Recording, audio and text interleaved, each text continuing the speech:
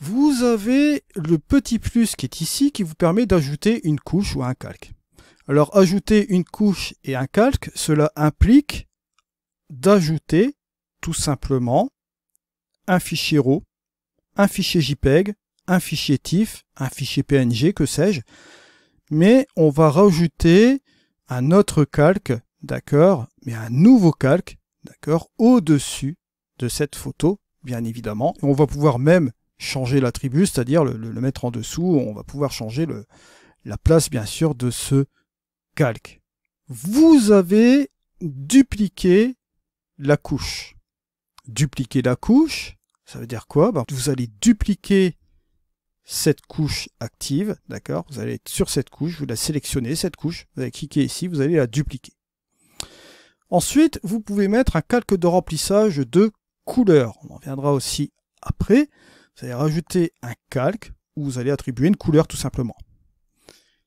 Vous avez la possibilité d'ajouter un calque de texte. Effectivement, vous pouvez mettre du texte dans N1 Photo RAW. Ensuite, vous pouvez supprimer le calque actif. Là, vous ne pouvez pas parce que forcément, on a seulement un calque.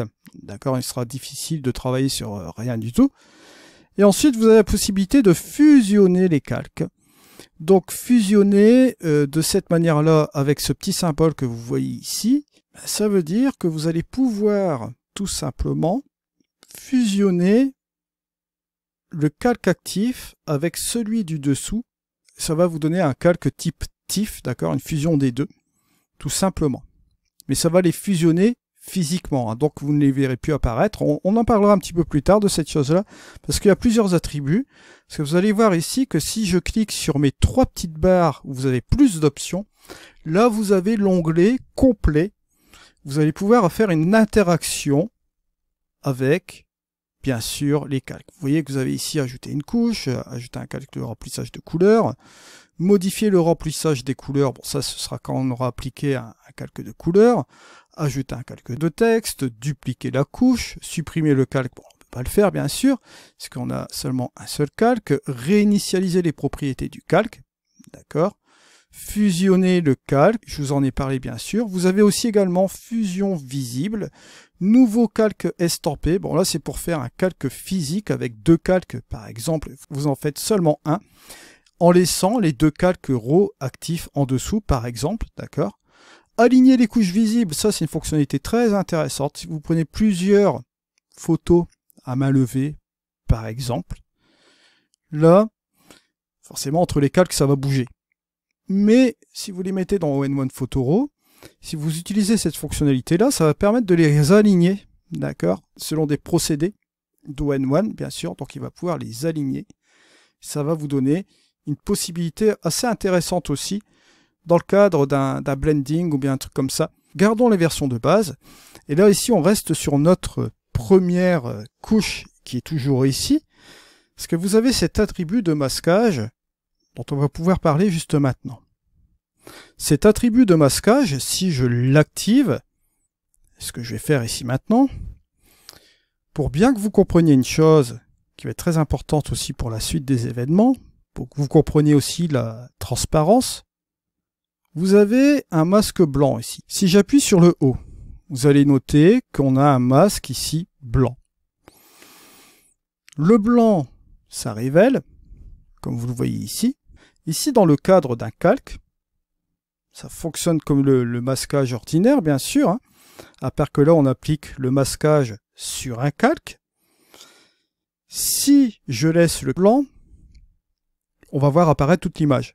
D'accord, je appuie sur O, vous voyez, on voit apparaître toute l'image. Si je veux inverser, je vais faire CTRL-I. Hop, que se passe-t-il? J'ai un masque ici en noir, et le noir ça annule dans le masquage, donc forcément je ne vois pas ce qui se passe ici au niveau de mon image. Je ne vois absolument rien. Pour faire réapparaître mon image, il suffit que j'inverse. Je passe en masque blanc, donc je fais réapparaître mon image. Il y a une importance certaine que je vous fais voir ici aujourd'hui au niveau de cette fonctionnalité de calque. Pour ceux qui ne s'y connaissent pas en calque, justement, je reprends un peu le principe. Pour ceux qui connaissent un peu le principe, vous voyez de quoi je parle. Bon, ici, je suis donc sur un masque blanc. je vais inverser, je vais me mettre en masque noir. Si je veux faire réapparaître, admettons, une partie de mon image, que vais-je faire? Je vais tout simplement aller dans mon masquage. Je vais prendre ma brosse de masquage, toute simple, ici. Je vais faire un agrandissement avec mes crochets. Je vais appuyer sur Shift X pour me mettre en plus, d'accord? Je vais laisser une progressivité de 40, voilà. Et je vais commencer à cliquer. Regardez. Ici. Et je brosse sur mon calque noir. Que se passe-t-il? On reprend le même principe de ce qu'on a vu avec le masquage. Vous irez voir tout ce que j'ai fait sur le masquage là, sur All-in-One Photoro 2024. C'est le même principe, à part qu'on va l'appliquer sur un masque qui va être situé juste à côté du calque. Vous avez compris le masquage sur un effet? Et bien ça va être la même chose, mais là sur un calque. Comprenez pour plus de facilité qu'en fait, le masque va s'appliquer sur le calque, d'accord? Après, on parlera des modes de fusion, mais ça, ce sera autre chose. Mais là, comprenez bien une chose. Si vous voulez faire une interaction dans un calque, comme je viens de le faire jusqu'à présent, comprenez que le masque noir annule et le blanc fait apparaître, bien évidemment, comme vous le voyez ici. Je vais me mettre en opacité de 50. Je vais aller dans mes attributs ici. Je vous rappelle que vous avez aussi les attributs coulés, hein. Si vous n'avez pas vu tout ce qui était masquage, n'hésitez pas à aller voir ma playlist, hein, surtout sur All-in-One Photoro 2024, on a vu le masquage. Là ici, regardez, je vais faire réapparaître ici en opacité comme ceci, et là progressivement, je vais faire apparaître bien sûr la partie ciel comme vous le voyez là. C'est toute une histoire de masquage en fait, hein. Si je me mets à 100%, bien sûr, bon là, ce sera une autre histoire. Voilà, on le fait apparaître à 100%, bien sûr, sans aucun problème. J'ai même enlevé la fenêtre de propriété. Vous voyez que là, on fait réapparaître l'image, bien sûr, puisque on est bien évidemment ici sur un masque blanc. Je vous rappelle, hop, juste comme cela. Vous pouvez réinitialiser le masque, vous mettez en blanc. Ce que vous pouvez faire aussi également, c'est vous mettre en Shift X en moins, et vous allez simplement effacer l'image. Donc là, ça veut dire quoi? Vous êtes sur un masque blanc, et vous allez peindre en noir, en effacé, tout simplement. Parce que le noir efface, donc si je peins en noir, regardez ce qui va se passer sur le blanc, hop, je vais effacer. Juste comme ceci.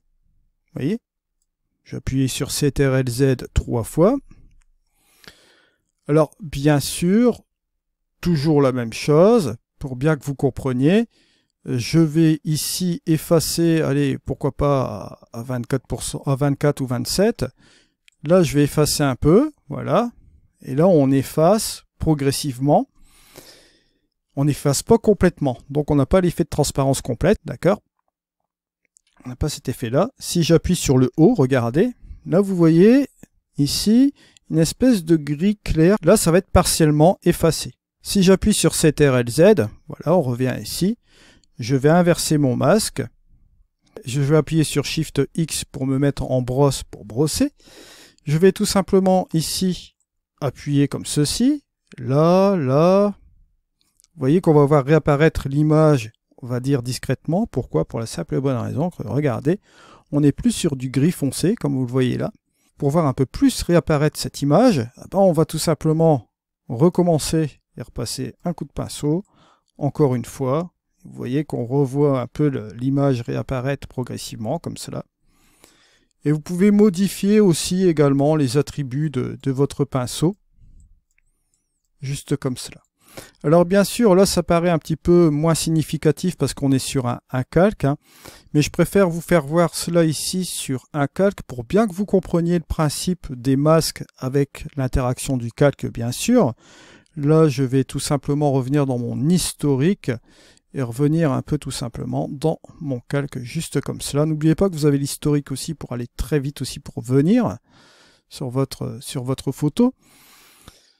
Donc comprenez que vous avez bien sûr ce masque qui vient s'attribuer ici, juste à côté de votre calque. D'accord? Ça, c'est la première chose qu'il faut savoir. Lorsque vous êtes sur votre couche ici comme ceci, vous avez la possibilité de jouer avec l'outil transformer. Et là, vous allez pouvoir jouer bien évidemment, comme on l'a vu précédemment sur votre couche ici. On va pouvoir réduire cette chose-là, revenir ici à 0, faire un flip, vous voyez, juste comme ceci, faire une rotation sans aucun problème. Bref, vous voyez un petit peu tout ce qu'on peut faire.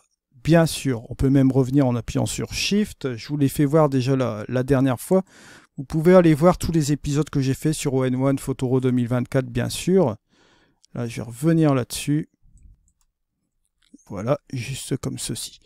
Donc n'oubliez pas, vous avez déjà les attributs de transformation qui sont donc ici, en premier lieu. Alors, la chose qu'on va voir ici, on va commencer à interagir avec un deuxième calque.